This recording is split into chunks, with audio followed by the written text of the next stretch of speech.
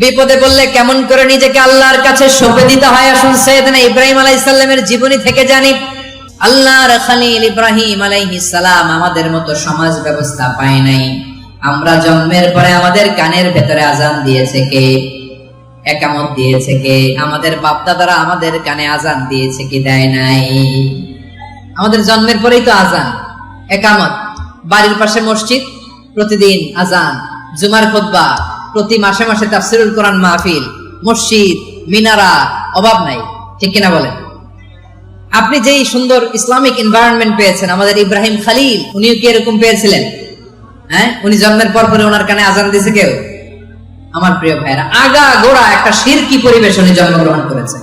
উনি ছাড়া ওই তল্লাটে একজনও আল্লাহর উপর বিশ্বাসী নাই। কল্পনা করতে পারেন?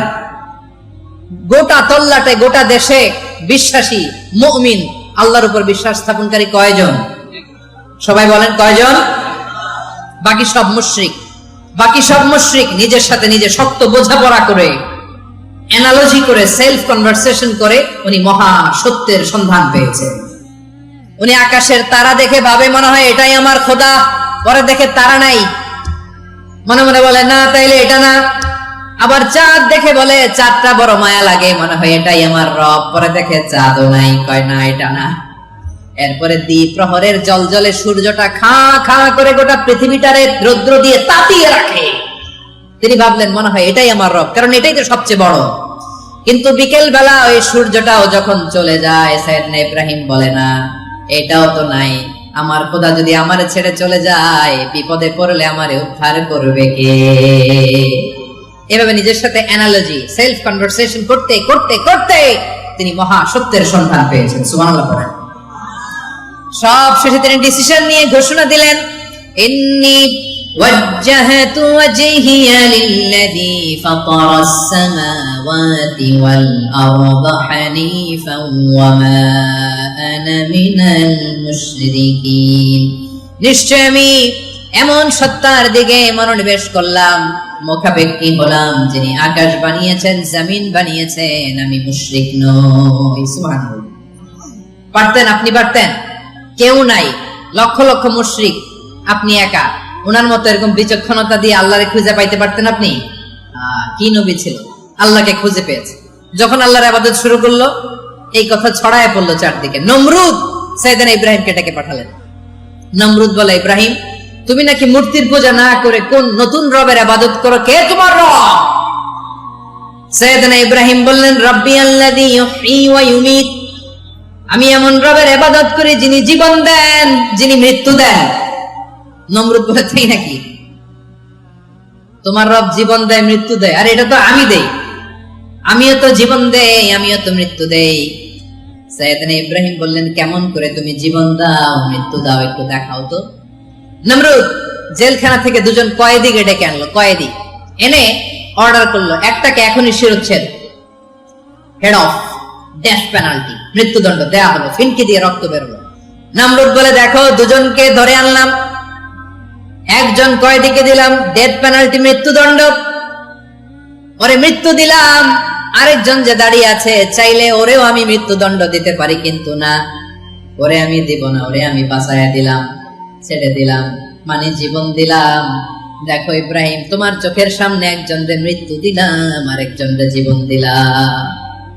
আপাত দৃষ্টিতে তাই তো, একজনরে তো জীবন দিল, আরেকজনরে মৃত্যু দিল। সাইয়েদনা ইব্রাহিম এবার বিপাকে পড়ে গেলেন। কিন্তু এক একজন নবীকে আল্লাহ এমন উইজডম, বিচক্ষণতা দিয়ে এই জমিনে পাঠিয়েছেন। মুহূর্তের মধ্যে আল্লাহর খলিল ইব্রাহিম বললেন, ফাইন্নাল্লাহা ইয়াতি বিশ-শামসি মিনাল মাশরিকি ফাতি বিহা মিনাল মাগরিব ফাবুহিতাল্লাযী কাফার। আল্লাহর খলিল ইব্রাহিম বললেন, নমরুদ বুঝলাম তুমি জীবন দাও, মৃত্যু দাও, দেখলাম, কিন্তু আমার রব, আমার আল্লাহ প্রতিদিন সকালবেলা উষা লগ্নে ওই পূর্ব দিগন্ত থেকে সূর্যটাকে উদিত করেন, সাঁঝের বেলা, বিকেল বেলা, কুথুরি লগ্নে, সন্ধ্যা বেলা ওই দ্বিপ্রহরের জল জলে সূর্যটাকে পশ্চিম দিগন্তে ডুবিয়ে দেন। মানে সকালবেলা পূর্ব দিক থেকে উদিত করা সূর্যটাকে পশ্চিম দিকে বিকেলে তিনি ডুবিয়ে দেন। তুমি যদি পারো ওই সূর্যটাকে পশ্চিম দিক থেকে উদিত করে পূর্ব দিকে ডুবিয়ে দাও। সুবহানাল্লাহ পড়বেন না? দেখেন, ইনস্ট্যান্ট ইন্টেলেক্ট, মুহূর্তে বিচক্ষণতা, উইজডম কাকে বলে? নমরুদ পারবে? নমরুদের বাপ পারবে? ওর দাদা, ওর 14 গোষ্ঠী, গোটা বিশ্বের সব ক্ষমতাধর রাষ্ট্রনায়করা একসাথে হলে পারবে? ফাবহিতাল্লাযী কাফার, পারে নাই, ব্যর্থ হয়েছে। এবার তেলে বেগুনে জ্বলে উঠেছে, রেগে মেগে আগুন বলে ফালকুহু ফিল জাহিম। ওর সাথে তর্ক নাই, না পেরে এবার এটারে আগুনে ফেলা। বিশাল বিশাল গাছ কেটে লাকড়ি এনে আগুনের কুণ্ডলি বানানো হলো, দাও দাও দাও দাও করে আগুন জ্বলে। আল্লাহর খলিল ইব্রাহিমকে আগুনে নিক্ষেপ করা হবে।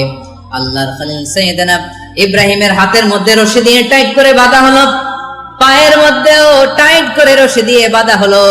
আল্লাহর খলিল ইব্রাহিমকে আগুনের কুণ্ডলির মধ্যে ফেলা হবে। ও মিয়া, আপনি যে বিপদের কারণে ভয় পান, হতাশ হন, এটা কোনো বিপদ? ওনার বিপদের সামনে হাত পা বেঁধে টাইট করে নিক্ষেপ করা হবে।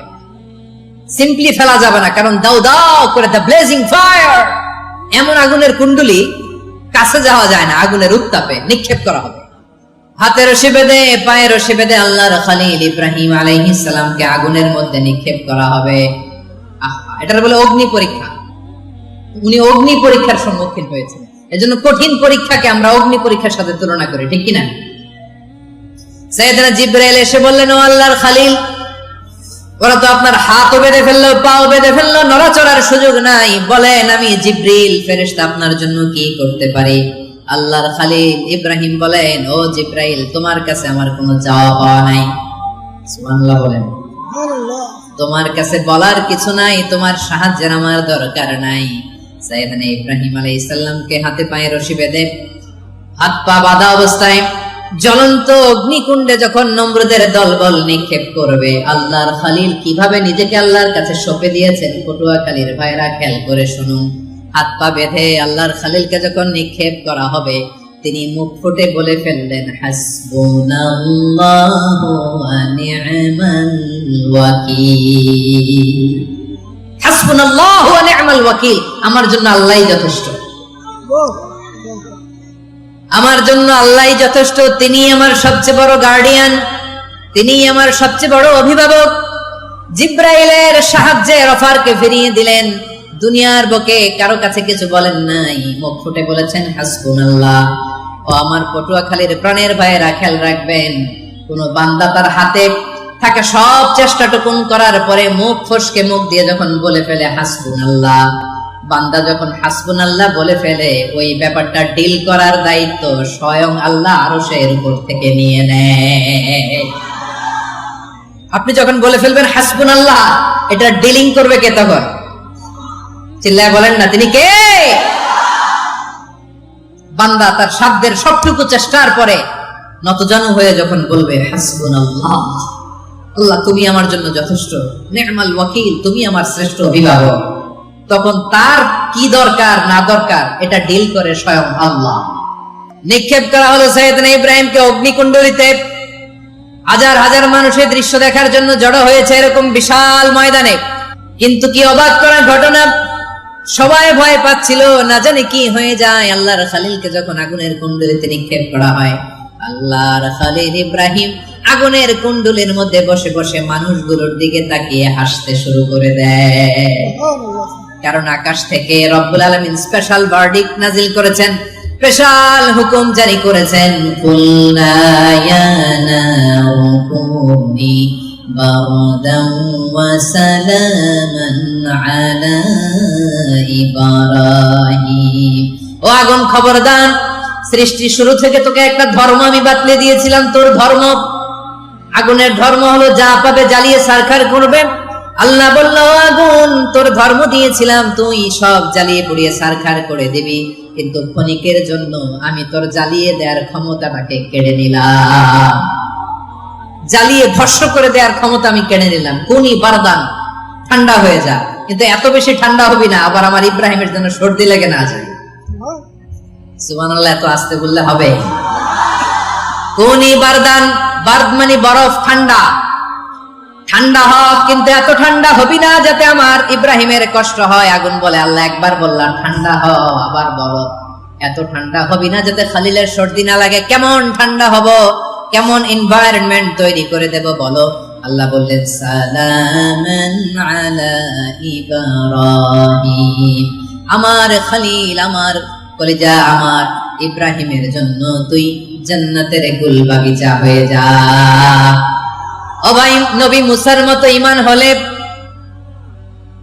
রাস্তা হবে সাগর জলে, নবী ইউসুফের মতো ঈমান হলে একে একে দরজা খোলে।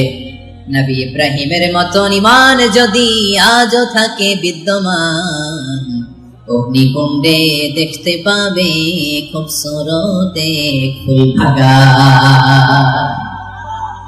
কুলনা ইয়া নারু কুনি বারদান ওয়া সালামান আলা ইব্রাহিম। বান্দা যখন মুখ দিয়ে বলে হাসবুনাল্লাহ, আমার আল্লাহ আমার জন্য যথেষ্ট, এই বলে যখন নিজেকে সঁপে দেয়, তার কি লাগবে ওই দায়িত্ব স্বয়ং নিয়ে নেয় কে? সবাই বলেন, স্বয়ং নিয়ে নেয় কে?